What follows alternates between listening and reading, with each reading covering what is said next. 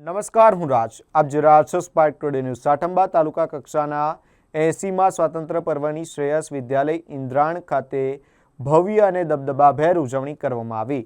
વંદે માતરમના ગાન સાથે કાર્યક્રમનો પ્રારંભ કરવામાં આવ્યો હતો. સાઠંબા મામલતદાર ભાવેશભાઈ પટેલના હસ્તે રાષ્ટ્રધ્વજ ફરકાવી ધ્વજવંદન કરવામાં આવ્યું. ત્યારબાદ મામલતદારે સ્વાતંત્ર્ય પર્વને અનુરૂપ સંબોધન કર્યું હતું. તાલુકાની વિવિધ પ્રાથમિક શાળાના વિદ્યાર્થીઓએ આકર્ષક વેશભૂષા સાથે દેશભક્તિ અને સાંસ્કૃતિક કાર્યક્રમો રજૂ કર્યા હતા.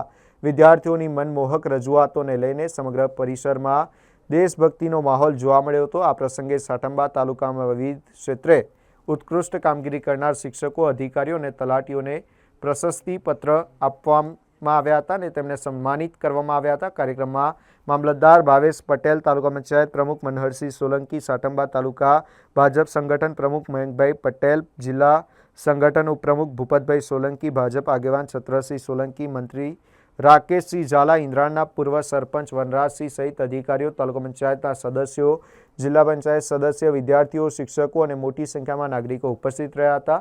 કાર્યક્રમના અંતે શ્રેયસ વિદ્યાલય ઇન્દ્રાણના પટાંગણમાં મહાનુભાવના હસ્તે વૃક્ષારોપણ કરવામાં આવ્યું હતું.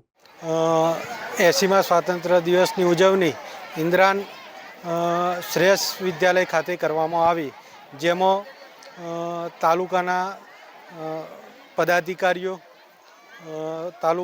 ઇન્દ્રાણ ગામના લોકો, શાળાના વિદ્યાર્થીઓ હાજર રહેલ છે અને તમામે ઉત્સાહભેર આ કાર્યક્રમમાં ભાગ લીધેલ છે.